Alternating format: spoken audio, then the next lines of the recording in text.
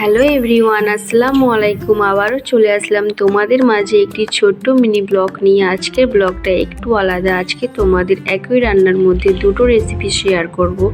আশা করি তোমাদের ভিডিওটা অনেকই ভালো লাগবে এবং কাজেও লাগবে।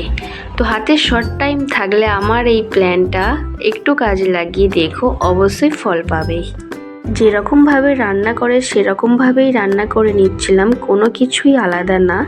পেঁয়াজটা তেলে ভেজে ওতে আদা রসুন টমেটো দিয়ে আরেকটু ভালো করে ফ্রাই করে নিচ্ছিলাম। তারপরে এটাকে ভালো করে নাড়াচাড়া করে নিয়ে এতে সমস্ত বাটা মশলা দিয়ে দেবো, কাঁচা লঙ্কা বাটা ও শুকনো লঙ্কা বাটা। তারপর এবার সমস্ত মশলা দিয়ে দেব, নুন, হলুদ, লঙ্কা গুঁড়ো ও অল্প পরিমাণ পানি দিয়ে আবারও ভালো করে নাড়াচাড়া করব। আশা করি এই সিস্টেমগুলো সবাই জানো, রান্নার সমস্ত প্রসেস সবারই টুকটাক জানা আছে। তো আমার থেকে ভালো হয়তো তোমরা সবাই রান্না করো। তো তারপর আমি সমস্ত মশলা ভালোভাবে নাড়াচাড়া করে জলটা একটু কমিয়ে নিচ্ছিলাম, যাতে কোনো রকম গন্ধ না থাকে মশলাতে। আবারও আমি কিছু পরিমাণ জল দিয়েছিলাম যাতে আরেকটু ভালোভাবে মশলাটা হয়। তারপরে আমি একটু ধনিয়া পাতা কুচি দিয়ে দিচ্ছিলাম যাতে স্মেলটা আরও সুন্দর হয়। দেন হাজব্যান্ডের কথার মতন আজকের আমি একটা রান্নার মধ্যে দুটো রেসিপি করতে যাচ্ছি। আশা করি তোমাদেরও অনেক ভালো লাগবে। তো চিংড়ি মাছটা এবারে ওর মধ্যে দিয়ে আমি চিংড়ি মাছটা খুব ভালোভাবে মশলার সাথে মাখিয়ে নেব।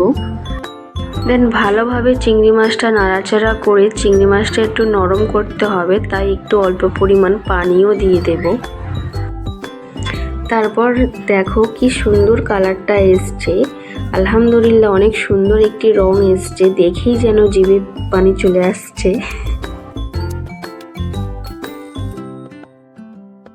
দেখো এইরকম কালার এসছে। তো তারপর আমি অল্প পরিমাণ পানি দিয়ে দিয়েছিলাম যাতে চিংড়ি মাছটা আর একটু ভালোভাবে সিদ্ধ হয়। অন্যদিকে আরেকটি রেসিপি বানানোর জন্য এলাচ, তেজপাতা ও একটু দুধ গরম করে নিচ্ছিলাম। তারপরে আমি বাটিতে একটু অল্প পরিমাণ চিংড়ি মাছ তুলে নিয়েছিলাম, আর বাকি চিংড়ি মাছটিতে একটু দুধ অ্যাড করে দেব, যেই দুধটা গরম করছিলাম। এটাই হলো আমার দু রকম রেসিপি।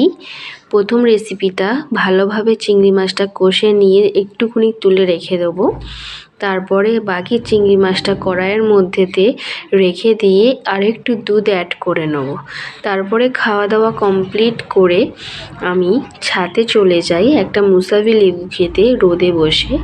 দেন তারপরে আমার ননদের ছেলে স্কুল থেকে এসে পাগলামো করছিল, ছাদের উপরে সাইকেল নিয়ে ঘোরাঘুরি করছিল। ওই 3 বছর ধরে শুধু সাইকেল নিয়ে ঘোরাঘুরিই করছে, সাইকেল আর চালাতে পারে না।